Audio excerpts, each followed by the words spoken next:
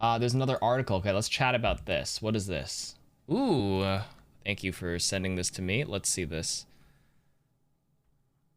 Despite Overwatch 2's behind-the-scenes panel revealing a glut of new details about the game, there's still a lot to discuss about Blizzard's shooter sequel. Thankfully, we managed to speak to Jeff Kaplan. This game's release, how it connected to be the origin. Okay. What's this?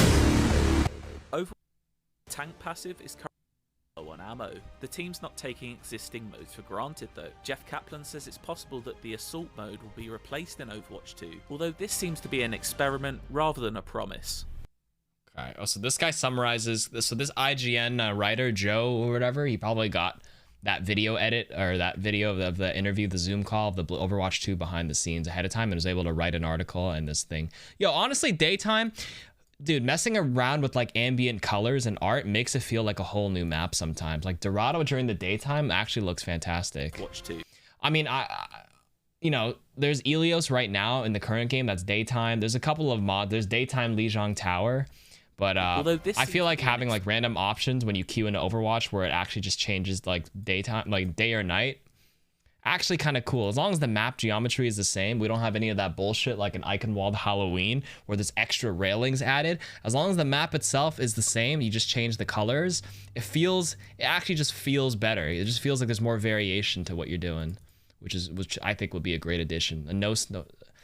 Like the weather effects that we saw, probably only better suited for PvE, definitely not PvP. It'll definitely feel fresh. I dig that. Anyways, let's read this interview really quick. IGN, I enjoyed the presentation, a lot to dig into. Jeff says, I'm glad to hear that. Okay, this is like an audiobook. I'm going to read this out loud. People who are listening at home or watching the stream right now and listening. IGN interview with Jeff. Only thing that I could worry about is the light changes and skins stand out. I'm not too worried about that. I think changing some of the ambient environment itself will inherently be nice for clarity. And like, have you guys ever played? You guys have all played Gibraltar on defense, and you try to look up for where the Widow is, but there's a fucking sun right in her face. You literally can't see shit. And I thought they would fix that over the next 4.5 years, but they never touched it. And I'm like, bro, I would pray for a nighttime Gibraltar map. And look.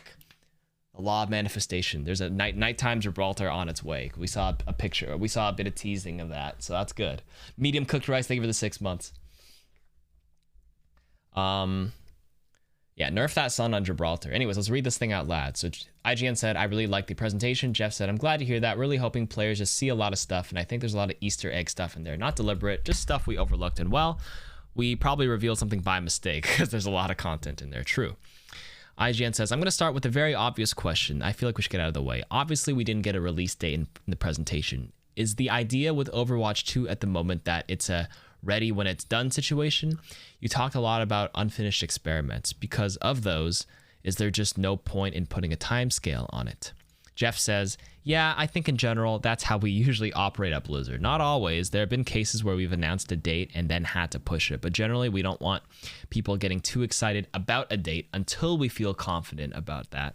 And the number one thing we care about is the quality of the game. It's one of Blizzard's values. So the fact that they don't have a set date means they're pretty far from probably fully completing the game and being happy with what they're going to release, chat. That's the impression I'm getting from this. Let me make my camera a bit bigger as we read this. It's fair, but you know, Cyberpunk had a date, and then having a date and having to push it back 3 times makes the fan base like have higher expectations of it, you know, because people were disappointed with Cyberpunk on release because they had a release date and they'd delay it, so like, oh, these delays better be good. So it's better to just not have a date and take your time with it, and then when it's ready, it's ready. So then it's a psychology thing, right? If you have a day and it gets pushed back 3 times, it feels worse than just never saying a day at all and just releasing it when it's ready. It's just strictly psychology. Anyways, Jeff says, have you visited the campus? He says, no. Well, Jeff says, I haven't been there in a year, so I don't know if it's still there, lol. But we used to have a statue with the orc and the company values around it. And one of those values is commit to quality, making sure the game is right and the most important thing to us at this time. So that's what we're really focused on, delivering the expectations of what a sequel are. And that's the core. We have some screenshots of New York and Rome over here, chat. These are from the video itself. Looks like we got, yeah. Full screen this shit. Bro, you were seeing this message because of an ad or script. Oh my god, IGN's website. Fucking disgusting. Okay. Okay, so these were the snippets we saw from the video chat. So wait, let's start from the beginning. So if you guys didn't see it earlier, let me click it again.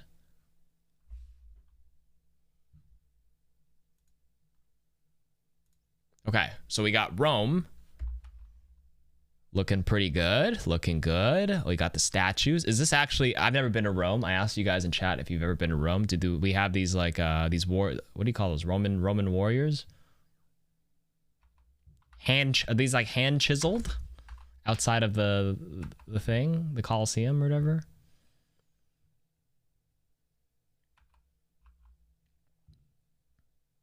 There are fountains like that there. Gladiators, that's the word. That's right. Is this so far off? Why didn't they just announce the game at this BlizzCon instead of 2019? I felt like they didn't have much to offer, so they had to have something, I suppose. Okay, concept art. Very nice, very nice. Looking good. This is just concept art. This is not in-game. This is actually like made in-game right now. So it looks like this is the path for a potential payload. This looks like a payload map to me based on these. But I don't know. Any pathway could just... It could be anything. It could be a push map.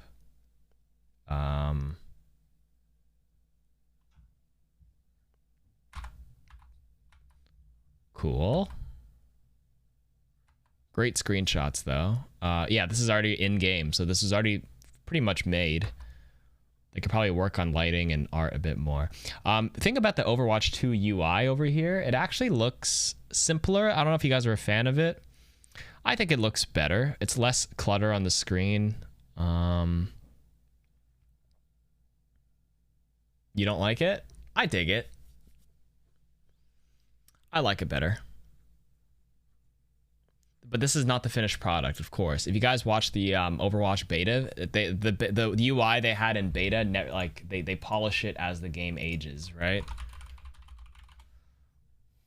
So there's a video of me reacting to my own Overwatch beta game, and in the beta, this is me reacting to my reaction of my reaction. Look at the way the UI looked in Overwatch beta. This part stayed the same in the beta on the bottom right.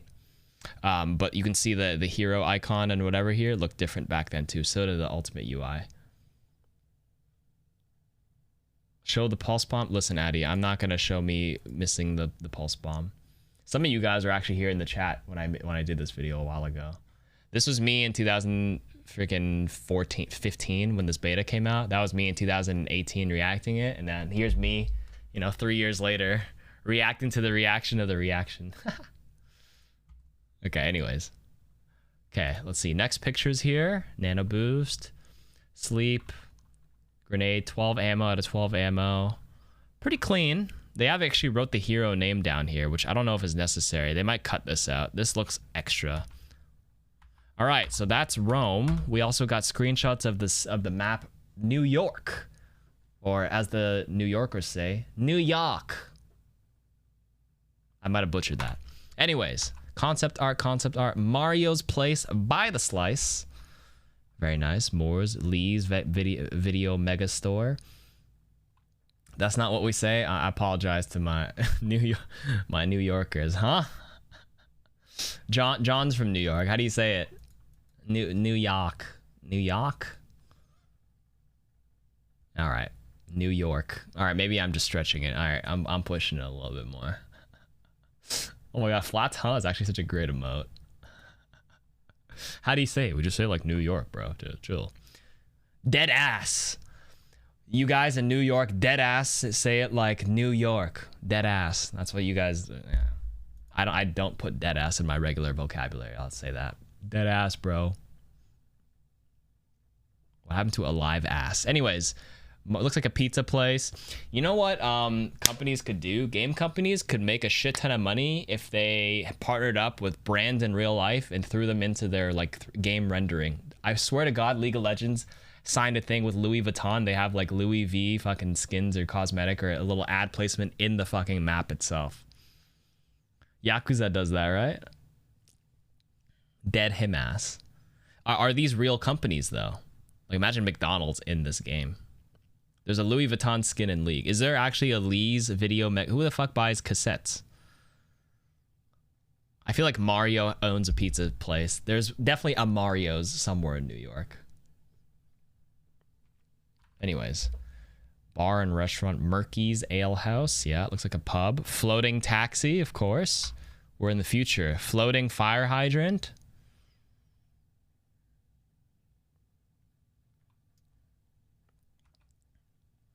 Pizza. Can I get a pizza? Pepperoni pizza. No vent, no people inside, you know. Fire hydrant? Was there a hydrant? Is that, I mean, it's a little orange. Terminal Grand Central. I've been here before. Why is it snowing inside? Is this outdoors, chat? Wait, is there like an open roof here?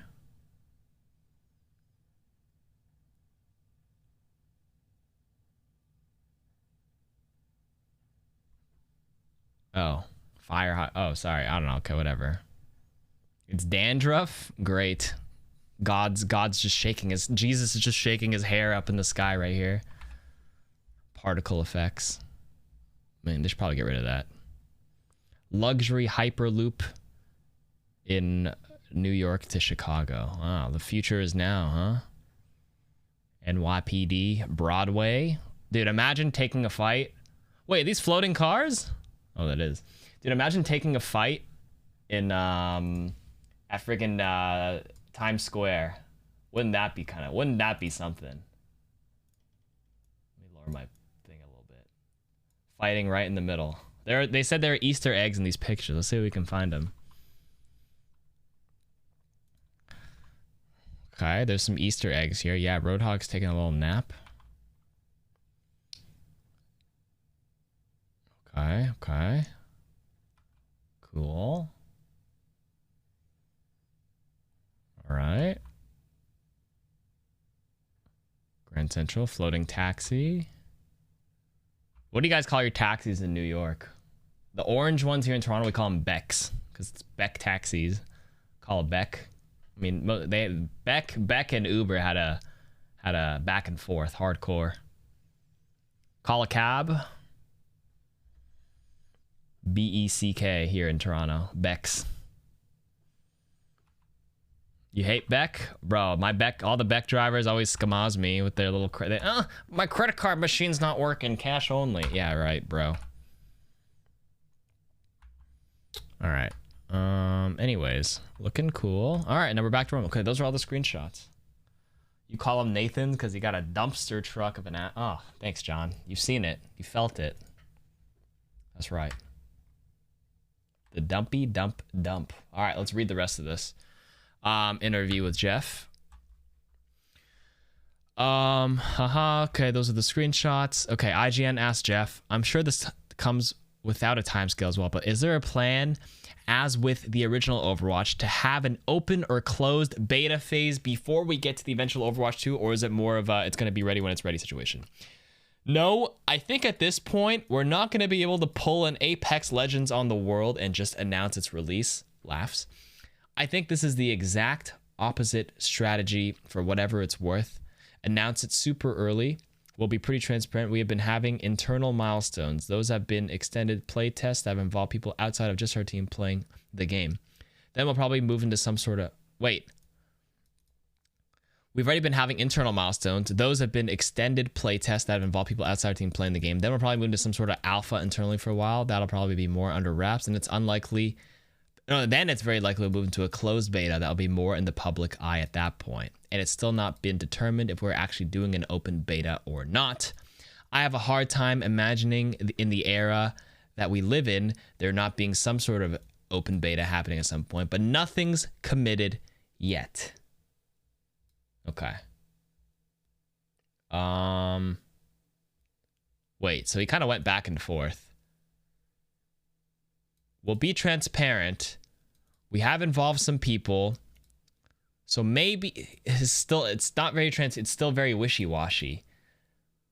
Hello? Yes. There's internal. We're making progress. Maybe what's very likely to move into it. But it's still not determined. I have a hard time imagining that there won't be one, but nothing's committed. It's like, yeah, no, yeah, no. Okay. All right. Thanks, Jeff. Thanks for the transparency, I guess. One thing I would love to talk about is just the sheer scale of this presentation. You cover so many different areas. Is it turning into more of a sequel than you expected it to be going in? No, I think it's the opposite. I think he said there would be a closed beta, but not an open beta. Oh, yes. So that means I have streamer content creator privileges, and I will probably get into the closed beta, but the general public won't. Damn, I feel bad for everybody else then. I'm very fortunate to be on probably the closed beta side, but it's not gonna be, available for everybody. I hope they at least give everybody like an open weekend to try it out, right? I didn't get into the closed beta for Overwatch when it first came out because I was a nobody back then, but I tried the open weekend beta, which is what everybody else got to test out. They're gonna be like, that Apex streamer? That's right, chat. If you guys didn't hear yesterday, I got invited into Apex Legends Twitch Rivals, potentially, or something like that. For those who missed it, I got an email for them asking if I'm interested. Probably because they saw me streaming the game. Yeah. I mean, you need 60 people to fill out an Apex lobby, so they're just trying to look for streamers who's streaming it. And since I've been streaming it lately with like, 300-400 viewers on average, actually, which is pretty high, they probably just pooled a list of Twitch streamers because Twitch Rivals just needs people streaming the game. I don't know, they just want to bring viewers to it. So, yeah, we can just go in for funsies. The Fitzy Flats KarQ. That'd be great. Anyways, okay, let me keep reading this. So they would all talk about the scale of this presentation. Is it more of a sequel? So Jeff said, no, I think it's the opposite. I think in a lot of ways we didn't communicate it at BlizzCon 2019 accurately. We tried to. We try to tell people this is a true sequel. This isn't a DLC. This isn't something that should just be a patch. But we didn't do that correctly because people sort of created their own dialogue of what the game was. This was always the vision of the game. This is always what we had our eyes set on. I'm somebody, if you look back on my career personally, I've made expansions, I've made patch updates. I have a very clear picture in my mind of what the difference between an expansion and a patch is versus a sequel, and our goal was always to make a sequel. So yeah, this was just a dialogue that the community made. Oh, so these because Overwatch 2, when they teased in 2019, it felt really soon because the game had only been out for about 3 years at the time. They're like, already? And then they're like, huh? Is this just like a DLC, just PvE, blah, blah, blah? So I think the timing of it contributed to why the community thought felt more of a patch and DLC rather than a new sequel. Anyways, and then IGN said, I guess that perception comes down partly to the fact that there was a connection with the original Overwatch here. It wasn't mentioned too much in this panel, but I assume that connection is still the plan for PvP. Overwatch and Overwatch 2 will still be connected. Jeff says, we feel it's super important to keep the community together.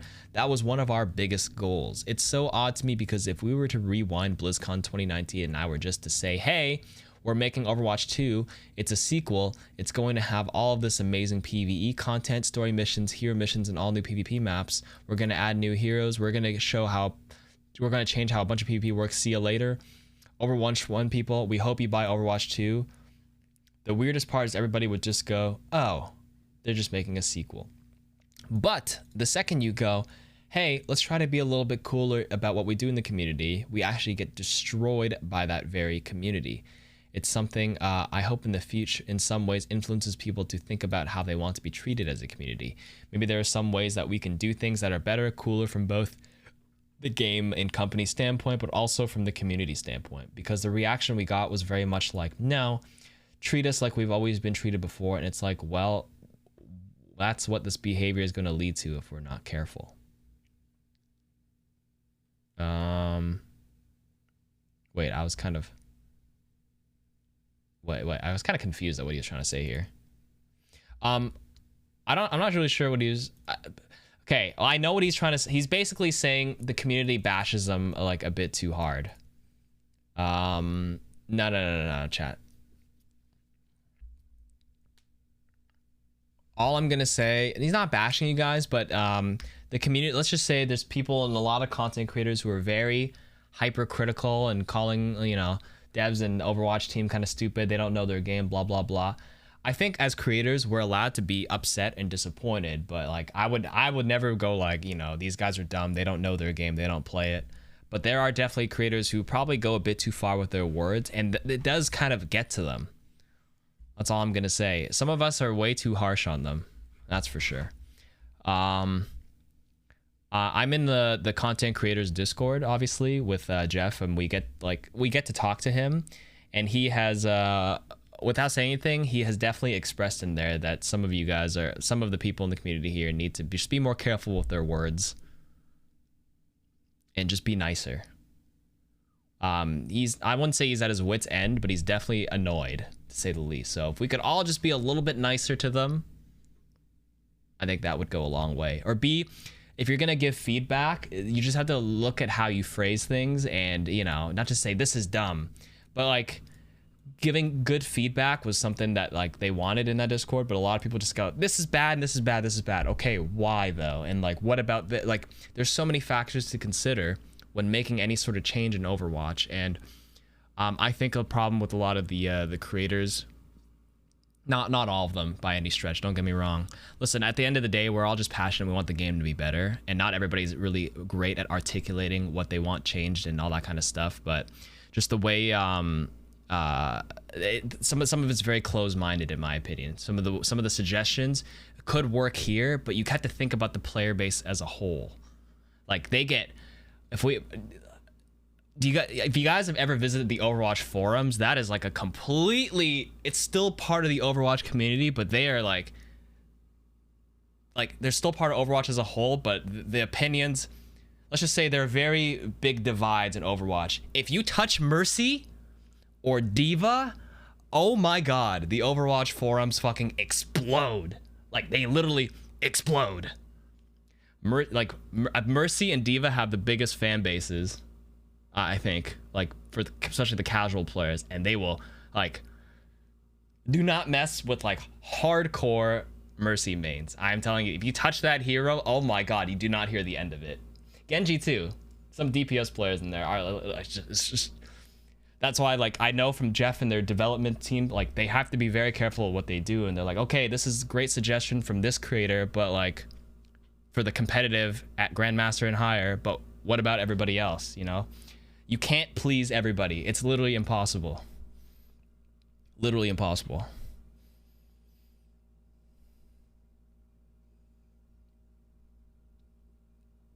Anyways, the second you go, let's try to be a little bit cooler about what we do in the community, we actually get destroyed by that community. That's the quote from this article that we take back. It's basically, he's just telling us, stop being so closed-minded and be nicer. Okay, so that's all I'm gonna say as well. He's basically telling everybody to just chill the fuck out. That's right. Okay. Anyways, with that in mind, are you able to give a sense of what the impact of the changes that you're showing, particularly to PvP in Overwatch 2, will be in Overwatch 1? Because I think that's where people have a disconnect. When you're talking about things like the weapon sound pass or animation changes, where does the buck stop for where Overwatch 1 can improve versus where Overwatch 2 will improve? Jeff says, I think there's two types of changes to think about. One are purely technical changes, advancements in technology. If we update the system specs, the updated engine, those types of things will enable us to do things that we currently can't do.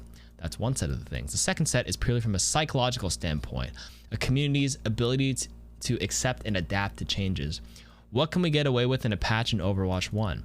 When does the community accept a massive change that can only come with a sequel? Both these things are in consideration. Our general thought and philosophy is that we shouldn't arbitrarily hold things for Overwatch 2 that would, okay.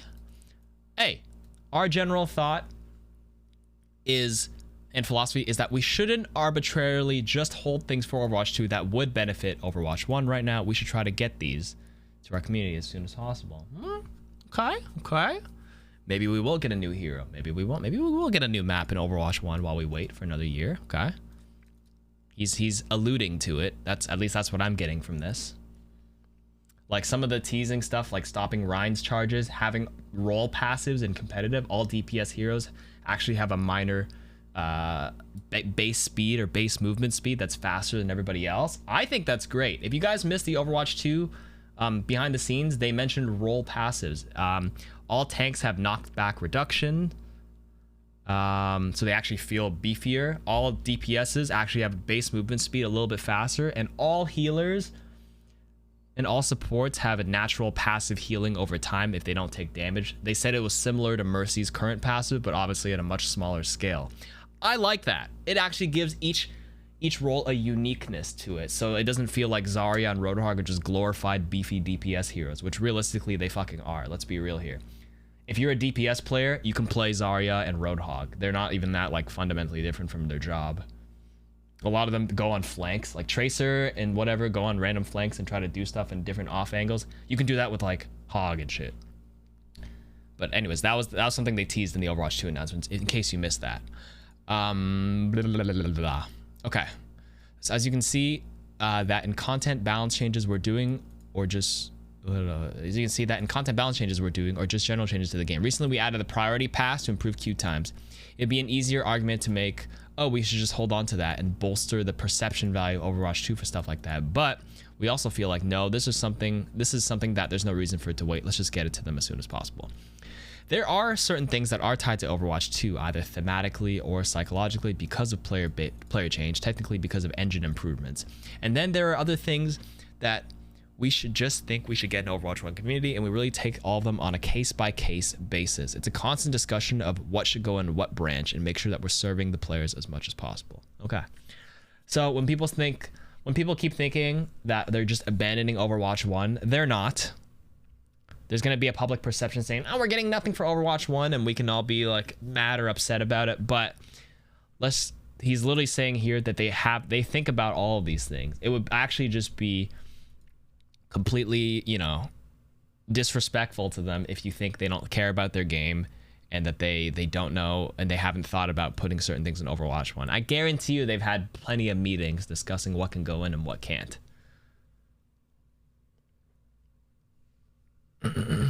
Anyways, obviously there are changes to coming to Overwatch 1 that'll be part of Overwatch 2. Is it still planned for those PvP audiences to be able to play with each other despite differences in those two games? Yes, the plan is to really have two PvP audiences converge, or I guess a better way to say is there will be one PvP audience and they're just enjoying the PvP experience. So for those who still hold on to Overwatch 1 and can't, purchase Overwatch 2 yet, I guess they'll allow you to play together in PvP at least, which is great.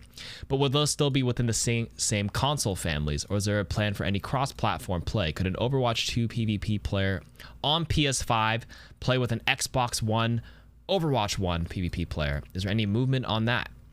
Jeff says, we are extremely supportive and excited about the concept of crossplay. We love it in other games. In general, our thought is any system that can adequately run on in any way that people can play with their friends, even just for reasons of improving the matchmaking experience. We're very excited about those ideas.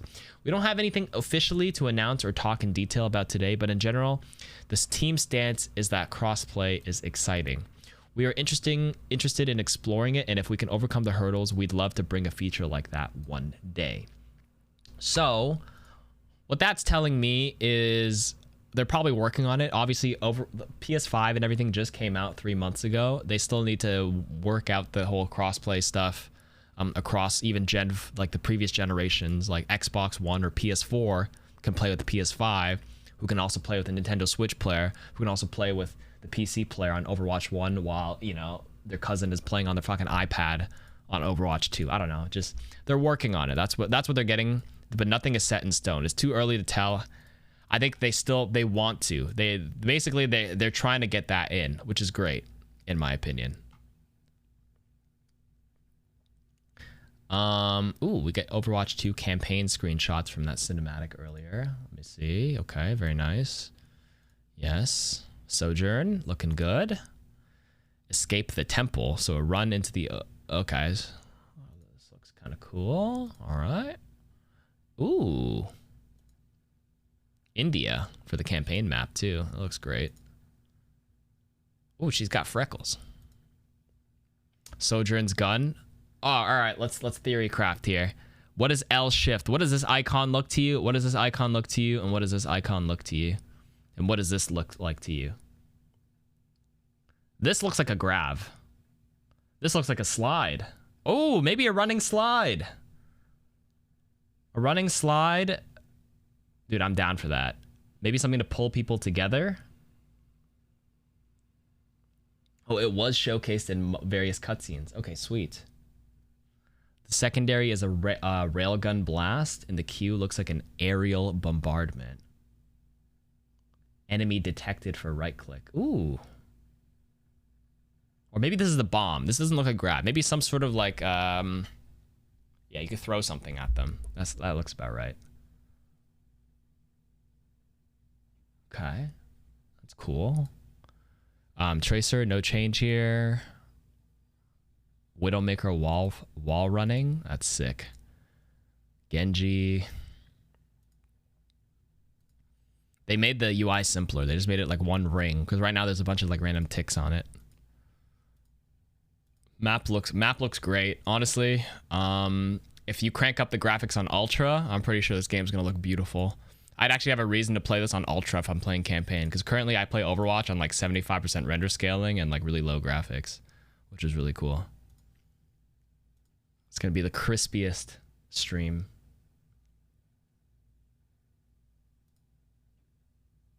Ooh, she's got like cyberkinetic eyes.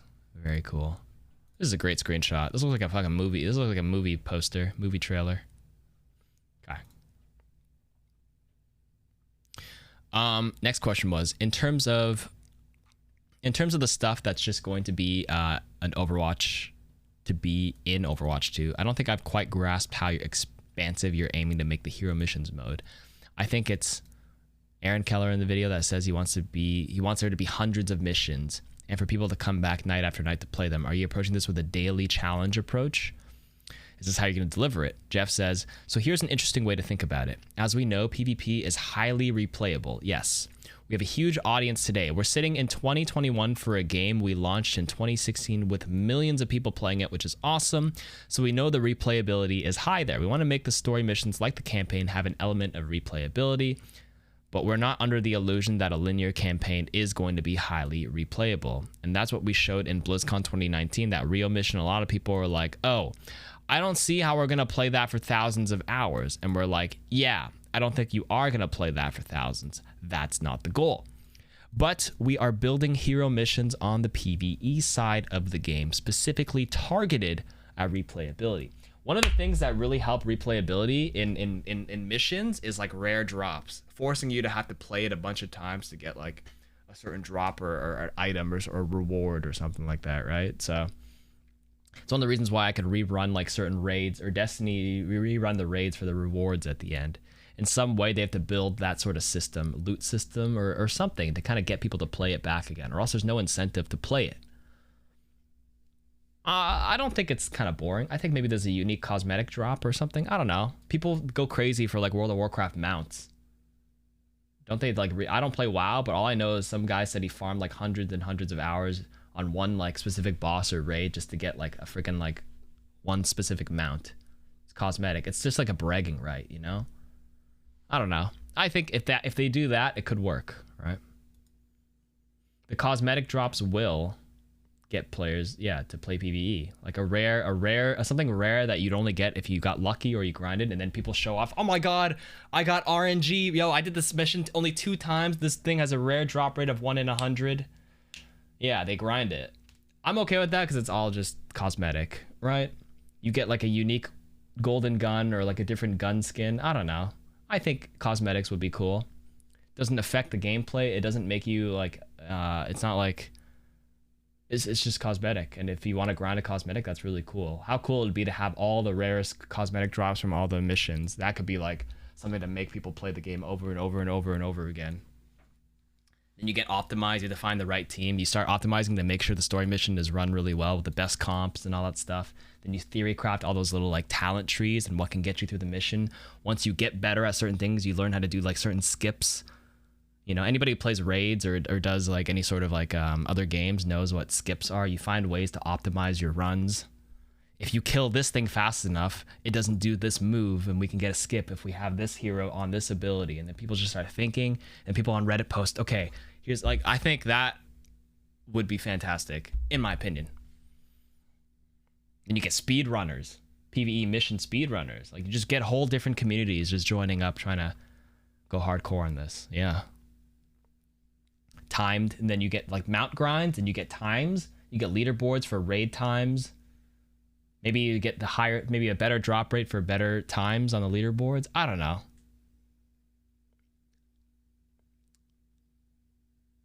So then, like, good replayability comes from stuff like that, making activities challenging enough that people need a, you know, good loot to engage with that level. It's something, a good reward, and incentivizing people to get better at it too. Anyways, it's gonna be co-op because you have to do these missions with people, and then you can be like solo queue optimal time. I don't know. I'd replay games. I'd replay it if the raid or whatever mission is great. I'd do it over and over again. Anyways, we are building hero missions on the PvE side specifically targeted at replayability, and we're hoping that through 4 main axes. The first is unlike the story missions. In the hero missions, you can play whatever hero you want. In a story mission, it doesn't make sense that Widowmaker and Tracer are together because they're enemies and they shouldn't be fighting side by side. So unless we constructed a weird story, which might not happen, but you can play whatever hero you want.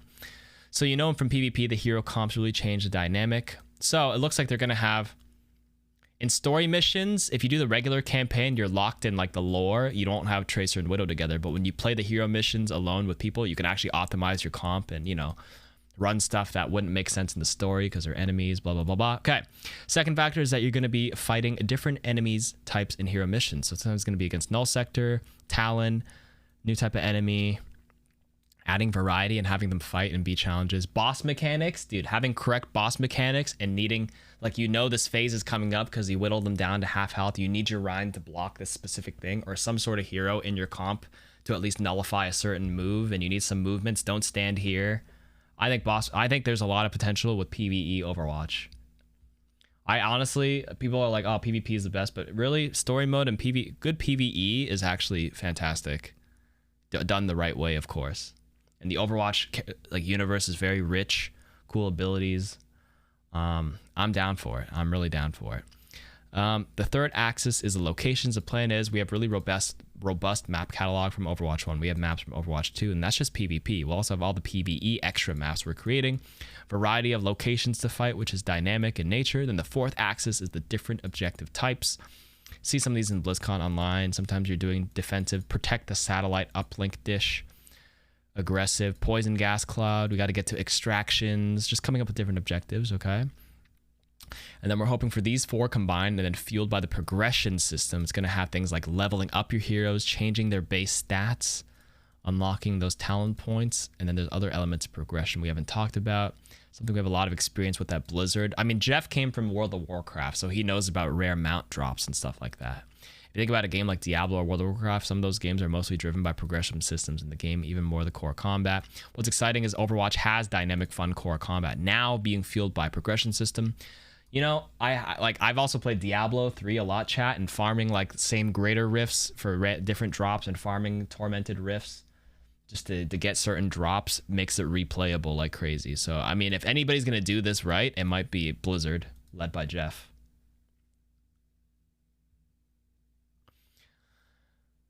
The beautiful part is Null Sector and Talon. Don't go to Reddit and complain when Mercy has 5-man res. That was the quote from that. That was pretty funny. That was really the bit that sparked my imagination as I watched. That tinkering element is super exciting. We see kind of a variety of different effects that we can add, including seeing Mercy being able to do an area of effect resurrection, an ability removed in the game in 2017. Are we going to see a lot of original or lost abilities coming back into the PvE progression system? Absolutely. Hey, scatter arrows coming back, chat. Multi-man res. I have a feeling they have a shield generator. Maybe Torb armor. You got to pick up scraps again. Okay. Fucking Symmetra tossing out that fucking projected barrier. Boom. You know? Moving sim shield. Hey, I'm down. No, the shield generator from... I'm just making a Junkrat quote. Because Junkrat, every time a Junkrat was there and the enemy Symmetra put down a shield generator, he would just say that line. And everybody quoted it. Okay, absolutely. There's some things that are just broken in PvP and terrible. Yeah, I felt terrible about the Mercy thing back in the day. But the beautiful part is that Yeah, null sector, don't go to red and complain we have a 5-man res, so we can put it in PvE and have it feel pretty good. Also, things like crowd control abilities, when you're doing one of them, feels fantastic, feels powerful, feels game-changing. When it's being used against you, it feels terrible. In PvP, you notice over the past year, we've been toning down crowd control in Overwatch 1 just to make it feel better. But we can do things like it's shown BlizzCon. Hey, do you want to change Reinhardt's Fire Strike into a Frost Strike? And now it can freeze somebody upon hitting them. One of his other new talents is you can pin more than one enemy. And again, that would be terrible in PvP, but feels great in PvE. So we can suddenly get away with things, you know? Like if we don't have any that are specifically this, but I use an example with our team all the time. We can do a 10-second stun in PvE if we want. Then the robots aren't going to complain if we do that. So it's so much fun. I think Jeff Goodman, he's our lead hero designer. He has some quote that we get to play Frankenstein and Mad Scientist. Basically, all the things we want to do, creativity is through the ceiling. IGN asks, it feels that it sort of unlocks a whole different, for a better term, unlocks a different talent tree for the developers as well. Whole set of other things to work through here. Absolutely. Do you have any favorite PvE builds already? We see one in the video where Soldier is able to walk with his area of effect healing and boop people. Jeff says, we already nerfed that, lol. We already got rid of that. What's funny is people are like, should we show that because we got rid of it? And that turned out to be really terrible. And we're like, yeah, we should just show work in progress. Builds that I love, I have many. Oh my God, you get like certain builds and you get like whole Diablo-esque kind of things where people write like PvE builds. Best soldier talent tree build. I can just think, the Overwatch 2 is literally gonna unlock content creators. It's gonna unlock me. I'm gonna have to hire a team. We're gonna fucking think about all the best PvE builds of all these 40 different heroes, the best run on this map, on this one, how to play this one. I got PvP tip videos coming out. Oh my God. Oh. Okay. We already nerfed that. Builds that I love. I'm not a Junkrat player, but we're doing a Junkrat test system. And I was asked to check out the Junkrat trees, and one of his trees, the end talent in the tree, is that you can dual wield grenade launchers. And I'm like, how can that even be balanced and not be super broken? I remember actually shadow playing a bunch of the gameplay because I was laughing so hard, my team was laughing so hard and having so much fun. To the hero designer's credit, it was Jeff Goodman and a gentleman by Brandon Brennan who made that talent. It was balanced, it was fun, it was super cool. Oh, I'm hard right now, bro. I'm throbbing at the sight of all this content I can create. Listen, chat, Overwatch 2 is my job security, okay? This is my job security. I can keep my job. I can stream, make content. Hey, this is my crutch. I have to fall back on this. That's why I'm throbbing. My veins, of course, above the waist. Anyways, the Reinhardt, I'm getting a pump right now. Okay, I'm done. Okay, jokes aside, the Reinhardt builds are fascinating. We keep doing these play tests. Doing these Reinhardt play tests because you have to go to these extremes. I think a lot of us go to these extremes. That's where I just want to call the Reinhardt Wrecking Ball build, where you say to your team, I hope you never want to see the shield again because you're not going to see it when I'm playing this build. And that's all about the hammer and the aggression and moving forward. The exact opposite of that, there's also a Reinhardt build where the shield is all the power. Up to and including, you can make the shield bigger. It's just awesome. So there's two different builds. One is like you're never going to see the shield, and the other is like expect to see nothing but the shield. And it really lets players play style. So in Diablo, some roles are DPS, but you can completely change a role to called Z DPS. There you can play like a support monk, support barbarian. Back when I used to play Diablo, you can play a whole DPS barbarian, or you can play like a whole CC bot. Like there's so many different play styles you can unlock, which I'm actually really excited for the PvE now after reading this and seeing everything. Are you gonna farm the shit out of these Overwatch 2 news for videos? Koji, let's put this reaction to this IGN thing as a video itself, because I'm kind of discussing my thoughts on it. This is because earlier when we were watching BlizzCon, I was just kind of watching it with you guys, but this is definitely a nice video. Would you consider making a video about analyzing her potential abilities from Overwatch 2 panel? I mean, not on my main channel, or maybe. No, probably not. I think this on my second channel is good for everybody else who is not watching this live right now. Anyways, obviously Ryan is a fairly major point made throughout the video, right down to you tinkering with the existing PvP version of Reinhardt. Has that expanded creativity from the design team built into those experiments some way? Have you unshackled yourself from how you were forced to think about PvP before?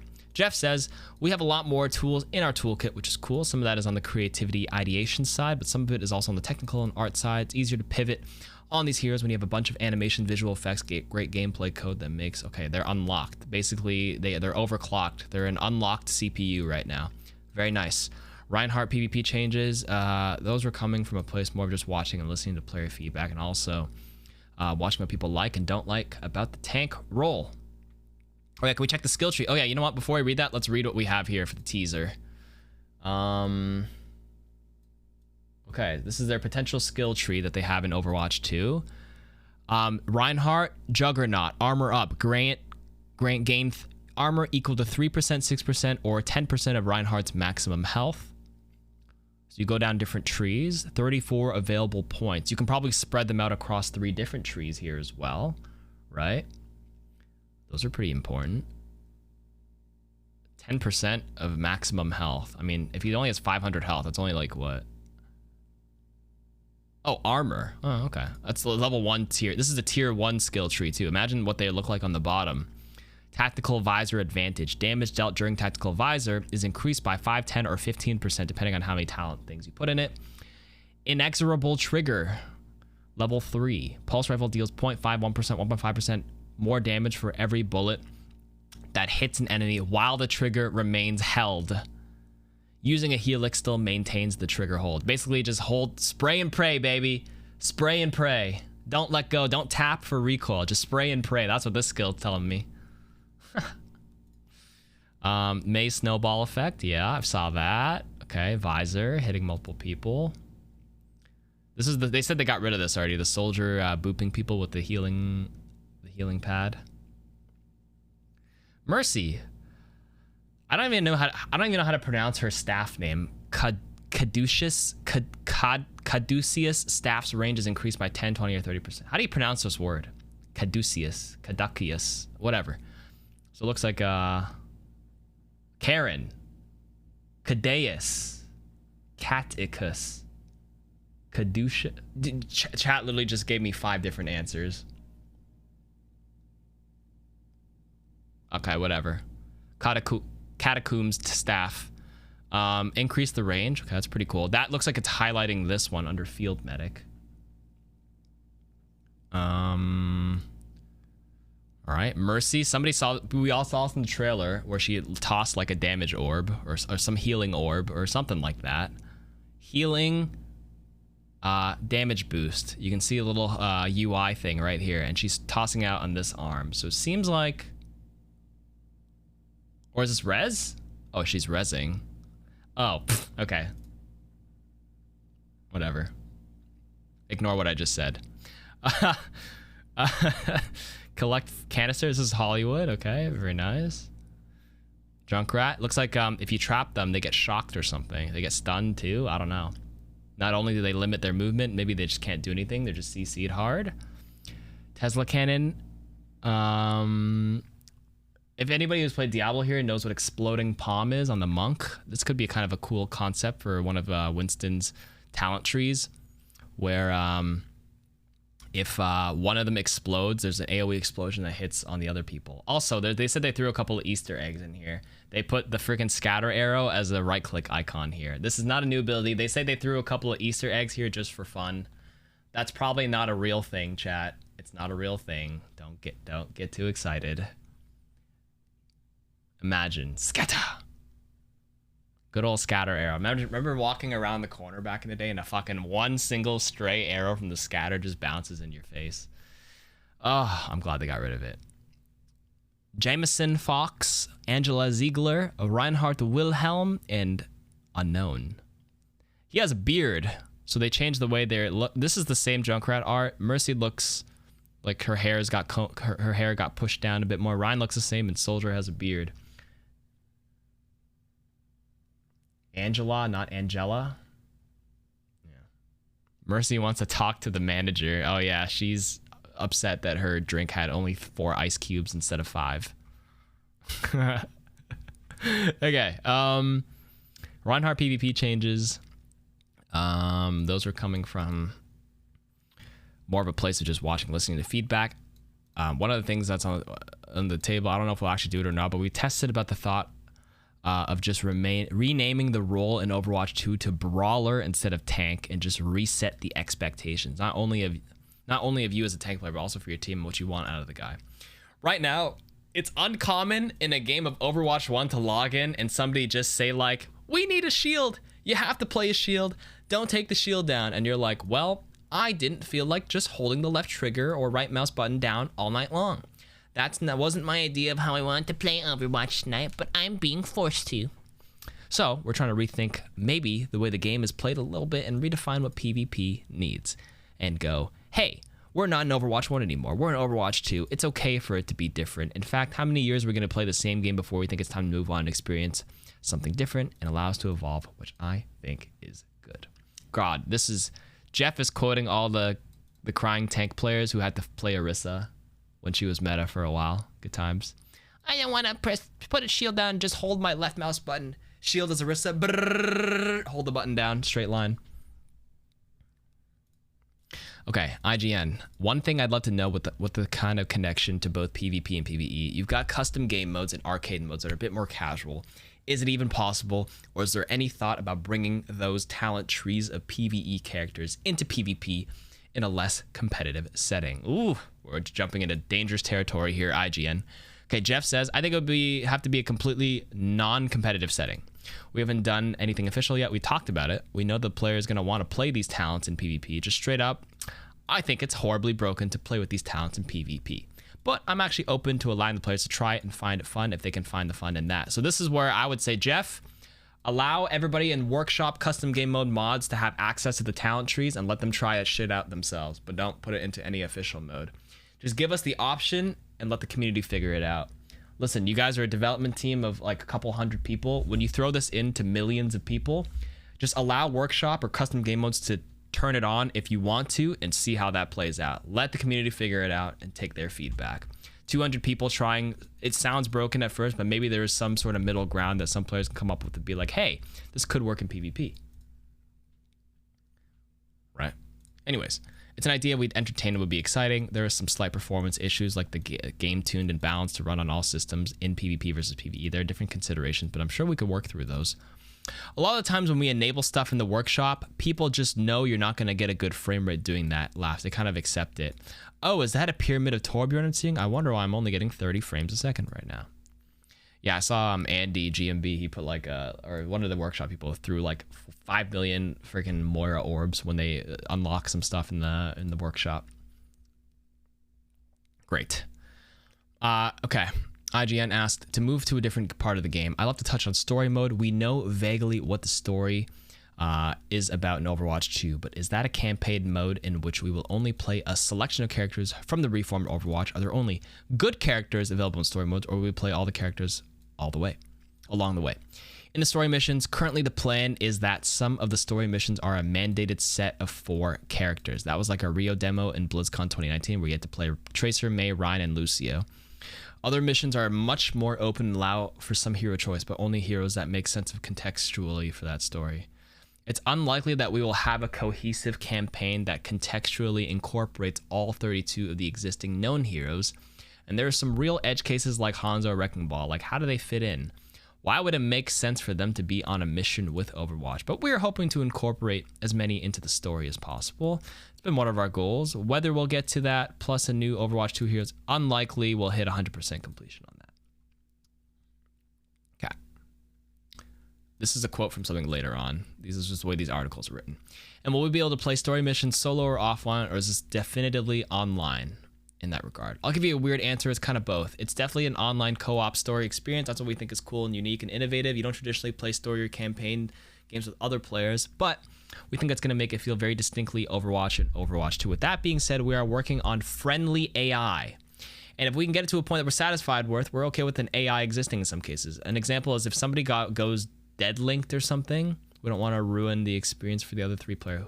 Goes link dead. Wait, who the hell says link dead? Someone DCs, someone disconnects, you get a bot. In Counter-Strike, if someone DCs, you get like bot Jarvis or whatever that joins you or whatever, right? Isn't that how it works? Is Link dead? Some old Jeff Kaplan, like 1990s internal jargon? Maybe. I know, yeah, in CSGO, if someone DCs for a bit, a bot replaces you on your team for a bit, which would actually be a pretty good idea, especially in a campaign mode. I think it's good. Yeah, and somebody can take over that bot as well, which is kind of good.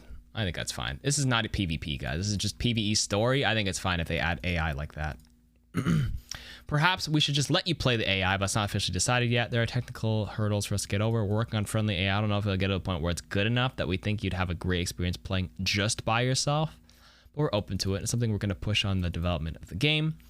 Obviously, the timeline is off on the moment, but is there a sense of when people might hear more about Overwatch 2 after this BlizzCon?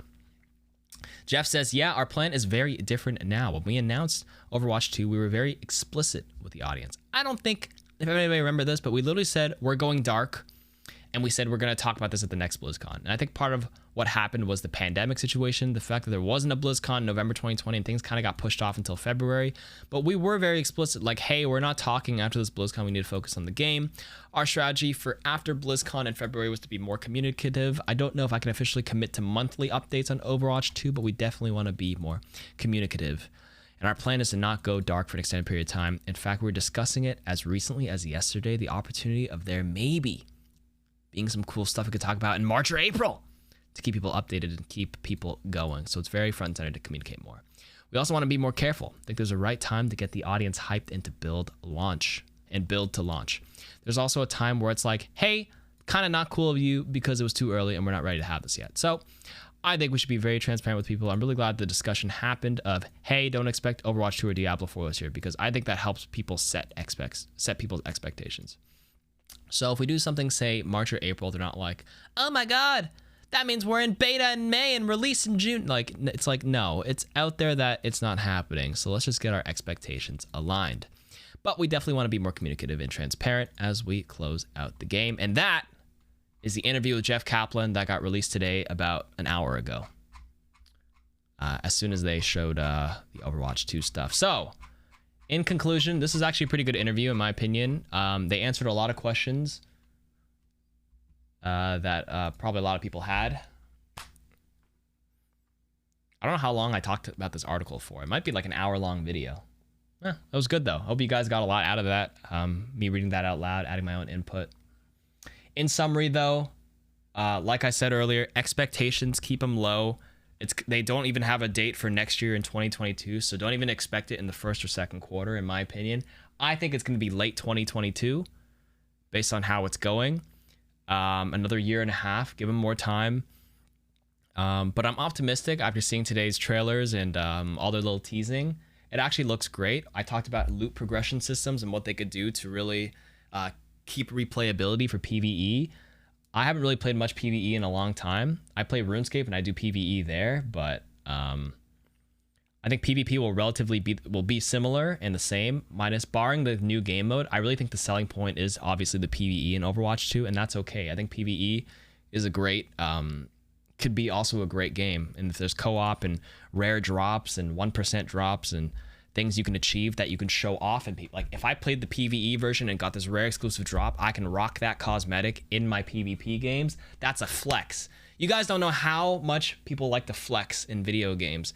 I'm immune to the whole idea of golden guns because I've played the game so long that it means nothing to me because I have so many hours and I've grinded. But some of you guys are always like, oh my God, KarQ, what golden guns do you have? I'm like, all of them? They're like, oh my God, you have all of them?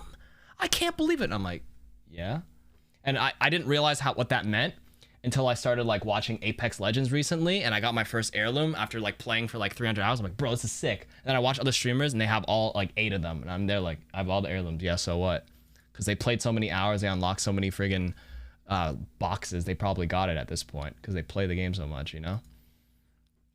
But you know, having just super rare drops because you grind it it makes people explode and go crazy. So yeah. Or maybe it's not how it works in Apex. Okay, maybe they had to buy it. Whatever. The whole idea is something that could feel rewarding and replayable could be fantastic for PvP. And that's not to even mention that this game might go free to play. Now, some people are going to be like, oh my God, no, I don't want free to play. So many freaking Smurfs and whatever are going to ruin my game. No, I think bigger player base, always better for everything in every facet of the game. If more people are exposed and access the game, the better. There will be issues like cheating and all that kind of stuff, but a bigger player base to even play casual arcade modes, mission modes, custom game modes, they will convert to competitive PvP players. And you know, the more people having eyeballs in the game, the better for the health of the game. And I know all you guys are watching and you're all passionate and love this game. I love the Overwatch universe. Obviously, it's gotten me so far. It's my job right now, and this Overwatch 2 is job security for me. You know, I can have endless content when it comes out, but you know, the more the merrier. The more the merrier. Two-factor authentication, and if the game goes free to play, maybe just only, you know, arcade or something, or quick play. And then you have to buy the game to play PvP or play ranked. Something like that, you know? That's fine.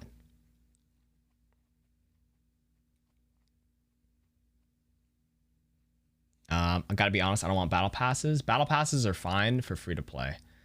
I think grinding for cosmetics is fine, because when you go free to play and you don't have that, you know, people purchasing the game to bring revenue to the game, you need a way to monetize.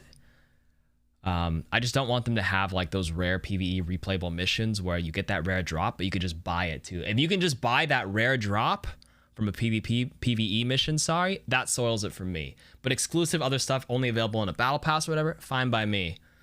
But if it's only available by like regrinding this mission or whatever, only have it there. Don't let people buy that. That's too much. But anyways, that was my discussion about that article and my thoughts on Overwatch 2. Thanks for watching.